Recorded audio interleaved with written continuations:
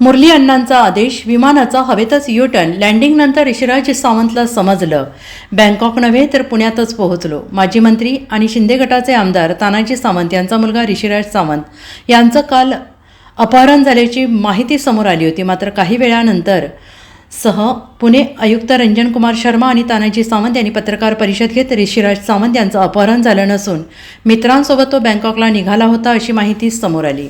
ऋषिराज सावंत पुण्यातून बँकॉकला जायला निघाले, मात्र तानाजी सावंतांनी त्यांच्या राजकीय संबंधांचा वापर करून त्याला परत आणायचं ठरवलं.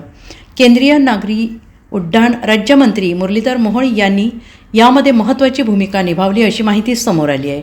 मुरलीधर मोहोळ यांच्या सूचनेनंतर मंत्रालयाकडून तातडीनं सूत्रहल्ली आणि पायलटला माघारी फिरण्याचे आदेश देण्यात आले. तोपर्यंत बंगालच्या उपसागरावर पोहोचलेलं ऋषिराज सावंतचं खाजगी विमानाने मग हवेतूनच यू-टर्न घेतला. विमान जेव्हा लँड झालं तेव्हा ऋषिराज सावंतला कळालं की आपण बँकॉकला नाही तर पुण्यातच पोहोचलो आहोत.